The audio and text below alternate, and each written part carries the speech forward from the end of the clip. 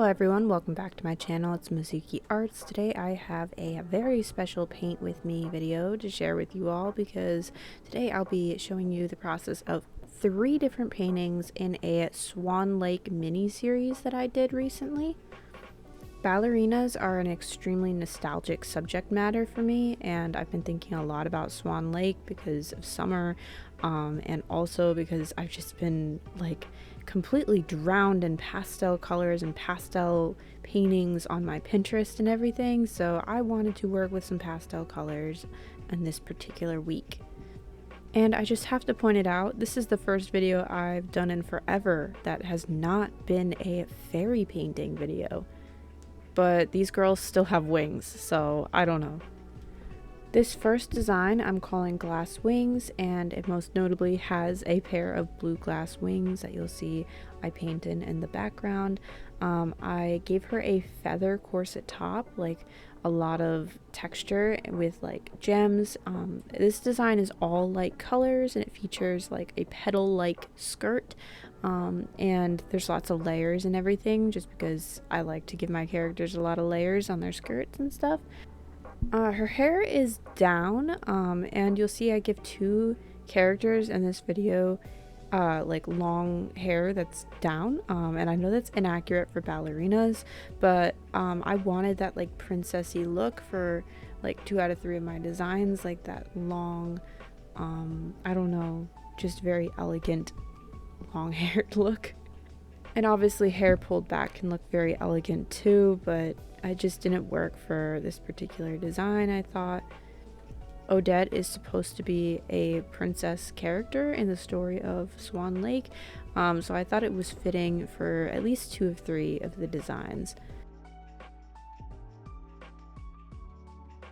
Like I mentioned, I did keep the colors fairly light, however, I also wanted sort of an iridescent look to her dress. Like, I didn't want it to look like it was just white silk.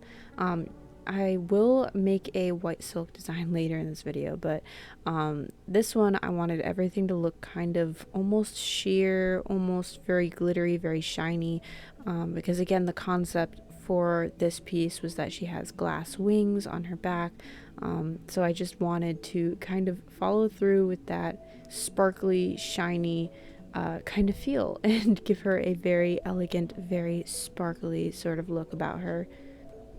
I also decided to give her light hair because I thought it was fitting since she's cursed to be a swan in the story of Swan Lake, that her sort of color palette would be very, very light, at least in this particular version. So I gave her white, almost lilac-y sort of hair. I also gave her a little bit of muscle on her shoulders in particular, just because I had ballerinas on the brain, and ballerinas are like some crazy impressive athletes. Even though they're usually tiny, they're also extremely strong. And Ferris Wheel Press actually sent me this beautiful like rosy kind of ink tone that has like a little bit of sparkle to it, and I thought it would be just perfect to add around each of the characters to kind of give them a calming color that adds a little bit of contrast.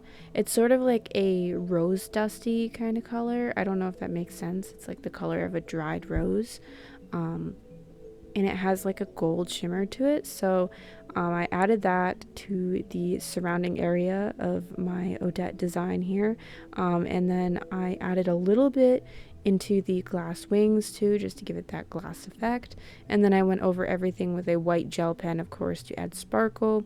And I got a glass pen and used the same ink from earlier to add some sparkles to the background piece that I made, which was like a yellow, green, and blue kind of pastel scenery.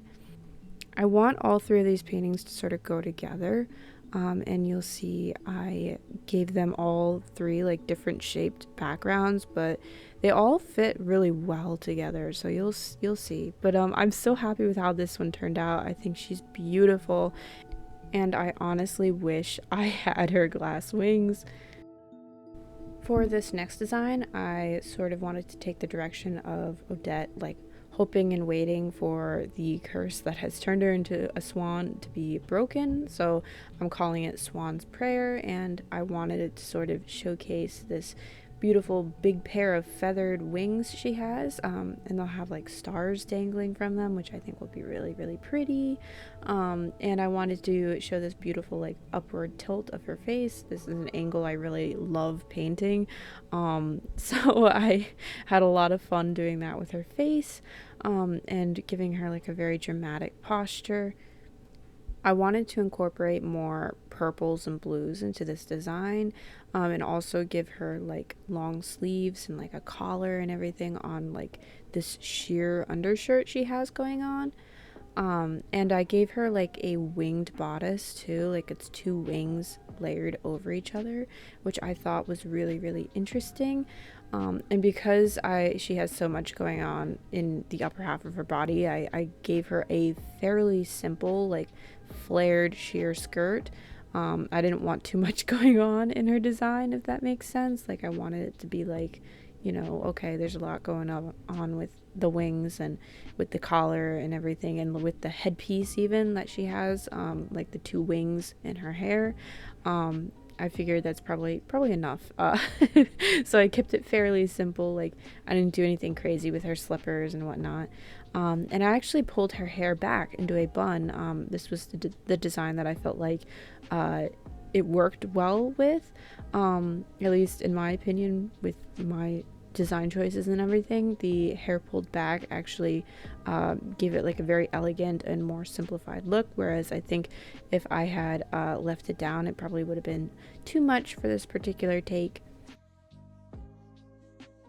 I actually sort of struggled with this version, because I kept trying to pull back on the purples and blues, because part of me still wanted to make her like light colors and only light colors, but I had to sort of fight myself on that because I knew she would look good with like some purples and blues, and you'd still get like the point across that she's Odette, she's the white swan, she's, you know, the cursed princess. You'd still get the point that she's cursed to be a swan, because she has so many wings, you know.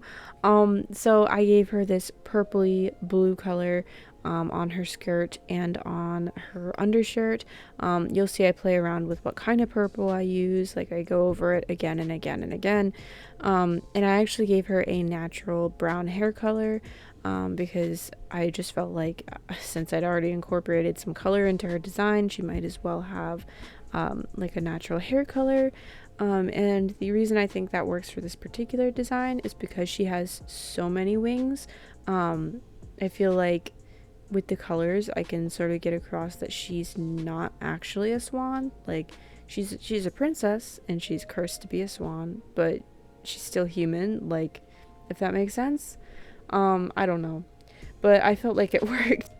Also playing around with the idea of like it being a curse, I like that she has so many wings because obviously a normal swan would only have two, and there being multiple wings for some reason gives me like weird magic body horror kind of vibes, like body horror. I don't know if I'm saying that right.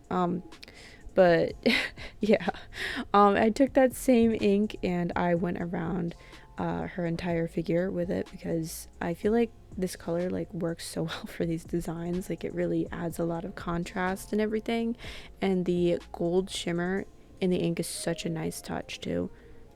This ink actually ended up being such a nice like unifying color for everything, and it allowed me to feel a little bit more comfortable, like letting things be very pastel and very light in the actual character designs, because I knew I was going to be pretty much obliterating the white space problem that I have in my collages sometimes, where it's like things are kind of overshadowed by the amount of white paper still exposed, either at the edges of like the background piece or at the edges of my characters and pieces and all that. I have found that in some paintings that white space throws off the contrast, so adding this layer of color allows me to kind of fight against that. So yeah, with these light colored character designs and everything, I thought it was absolutely necessary, and absolutely it saved the day. Like I had a lot of fun working with it. And then I went back in and I added more details to her dress, including like white highlights, just to make it look, I don't know, like shinier, more sheer. I added it to her wings too. I figure since this one is like about her hoping and waiting for the curse to be broken, it works with like dramatic lighting and everything.